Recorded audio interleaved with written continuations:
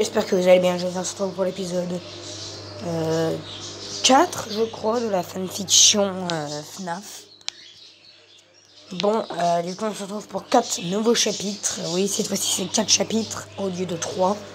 Donc un de plus pour chaque vidéo. Allez, c'est parti, partie 8, fin de la deuxième nuit. Taishika est devant moi. Que faire? Le masque est par terre et Meg s'occupe de la tablette. Je ne peux pas révéler la cachette de Meg pour ne pas la mettre en danger. Je ne lâche pas mon regard de Taishika, je suis pétrifié. Sa main s'approche de mon visage. Aidez-moi! Je tourne ma tête et ferme mes yeux. J'attends alors qu'elle m'attrape et me tue, mais rien. Je regarde et je vois Freddy. Il tient Taishika et la soulève. Maintenant, c'est elle qui semble terrifiée.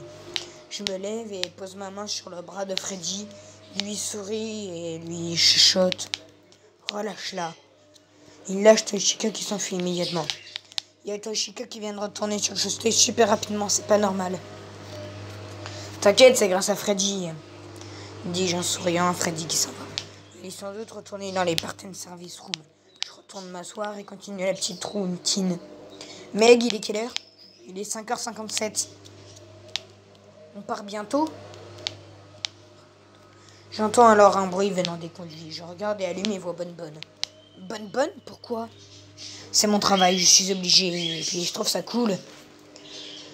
Si je pouvais, je partirais loin de cette pizzeria. Il sort du conduit, je ramasse le masque et le pose sur ma tête. Il repart. Sans vouloir être méchante, il est un peu débile. Je vois sur la tablette qu'il est 5h59. Allez, presque 6h. Allez, 6h. Je pense qu'on m'a entendu dans toute la pizzeria. Zut, ce son. Je regarde l'horloge sur la tablette. 6h du matin, merci Seigneur. Je prends les mains de Meg et la tire pour qu'elle se relève et je la prends dans mes bras. Demain soir, c'est inversé. Ok. Nous partons. Je suis devant et je commence à danser tellement je suis heureuse. Je percute alors quelque chose. Je regarde et c'est Toy Freddy. Pardon Toy Freddy, c'est rien mais tu feras mieux de partir toi et ton ami. Ok. Meg et moi sortons et retournons chez nous. Demain sera aussi simple. Enfin, j'espère. Rêve passé. Je rentre chez moi et m'allonge dans mon lit. Quel bonheur, je m'endors vite et pense à demain. Où suis-je? C'est quoi cet endroit? Ça me fait penser à Freddy Fazbear's Pizza. Serait-ce l'autre restaurant dont on parlait Freddy, Meg et Pépette? Je m'avance dans les couloirs sombres. J'étais donc dans l'office. Je regarde devant moi et vois des lumières étranges ainsi que des bruits étranges. Je m'avance lentement et me penche. Ce que une voix me terrifie. Un homme violet est en train de détruire Foxy avec un sourire malsain sur son visage. Je regarde un peu plus et vois... Oh non, Megan, elle est dans les pommes. Je la vois ouvrir doucement les yeux, elle semble aussi terrifiée. Non. Gardienne, merci pour tout. Non, Foxy, ne meurs pas. Je meurs. C'est pas nouveau. Après ça, le pauvre renard ferme ses yeux, mais il sourit. Je regarde Meg qui est en pleurs. L'homme s'approche d'elle. S'il lui fait du mal. Désolé, mais j'étais obligé. Désolé. Vous êtes un monstre. Et j'en suis bien conscient. Mais alors pourquoi les avoir détruits ou plutôt tués pour une seconde fois? J'ai mes raisons. Cet homme, il est mauve, alors serait-ce le fameux Purple Guy? Je sors de ma cachette, mais il ne me voit pas. Donc c'est un rêve du passé. Je m'approche de Foxy. J'espère que ça lui fait pas mal. Je ne veux pas qu'il souffre. En fait, je suis Vincent. Aussi appelé Purple Guy. Exact. Il baisse la tête. Est-il gêné? Je comprends pas. Il est méchant? Non. Dites-moi pourquoi vous les avez détruits. Il n'a pas le temps de dire que nous voyons les ânes des enfants devant Vincent. Il semble terrifié. Il s'enfuit vers la salle derrière lui et les enfants. Derrière lui, les enfants vont bloquer l'entrée. La 6e va dans la pièce. Je m'approche et observe. J'aimerais faire quelque chose après plusieurs fuites. Par Vincent, celui-ci parti se réfugier dans un costume. Je vois assez difficilement qu'il y a quelque chose dedans, un exosquelette. Mais il va mourir! Après avoir ricané, du sang explose de partout du costume. Oh mon Dieu! Ah! Je me tourne dans tous les sens, je suis chez moi. Ce rêve, que voulait-il dire? Je comprends pas. Je regarde l'heure, 20h16. Je dois aller chez Meg et je lui parlerai de mon rêve.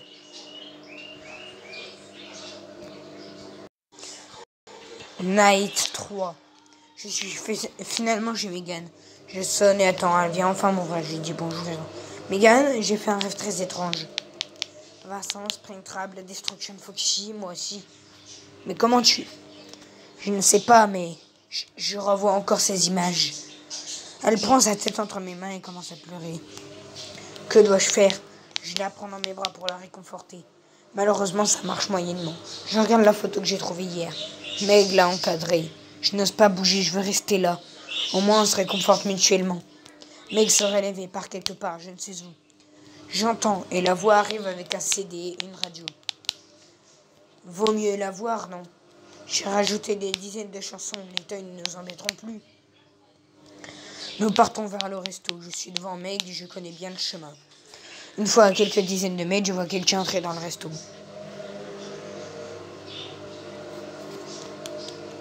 Je m'avance doucement, je passe ma tête et vois un homme. Je ne saurais dire qui. Il se retourne doucement et voit qu'il porte une cagoule avec dessus un point d'interrogation. Il court vers je ne sais où. Meg et moi rentrons, les toys se rapprochent de nous. Qui c'est, lui? Aucune idée, frère. Il est louche. Et puis avec un peu de chance, il n'est pas méchant. M'en fiche, je vais le trouver et l'amener aux Olds. Megan a peut-être raison, laissons-le faire. Laissons faire, d'accord? Ouais, mais au moindre faux pas qu'il fera, mort lui en suivra. Meg et moi partons vers l'office après avoir donné le lecteur CD au Toy. Toi, Freddy, était un peu poétique, tu trouves pas? Ouais. Je m'assois sur le bureau et laisse Meg s'occuper de la lampe et du masque. Je mets déjà le masque sur ma tête au cas où. J'empoigne la lampe torche et attends. Cette nuit sera longue. Mais cette personne, je n'ai pas confiance. Je fais croire que... Mais j'ai absolument pas confiance. Je crains que ça finisse comme la première fois.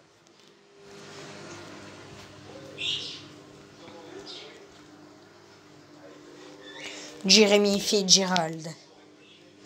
Il est déjà 3h28 et aucun animatronique n'est venu nous embêter. Comme je suis l'ami des Olds, ils ne viennent pas. Je vois Ash s'endormir légèrement, comme moi hier.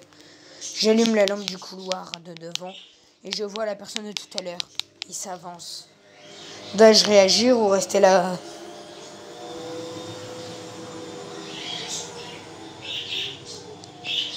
Mais en même temps, je suis pététique avec ça. Bonjour, qui êtes-vous? Oh, pardon, c'est vrai, je suis Jeremy Fitzgerald. Mais attendez, vous connaissez Mike Minch? Mike? Ah bah oui, c'est mon meilleur ami. Où est-il? Il est chez lui, pourquoi? Vous le connaissez aussi? Non, loin de là, mais votre ami est un tueur. C'est une blague? Si ça l'est, elle est de très mauvais goût. C'est pas une blague, c'est vrai.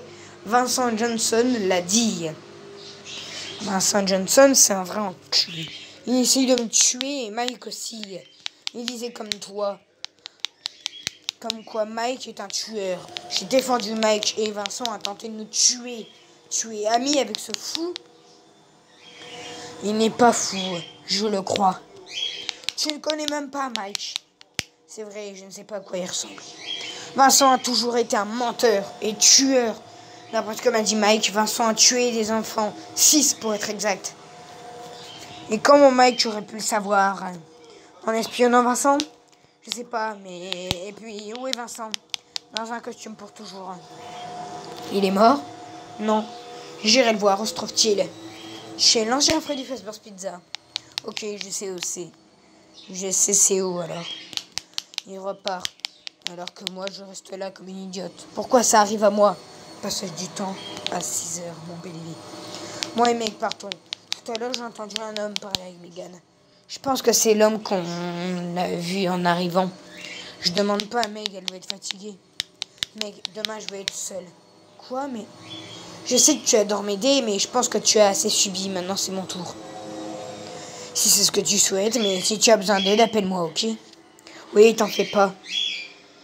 Nous nous enlaçons. Je pars chez moi. Une fois arrivé, je vais immédiatement dans ma chambre et je m'endors.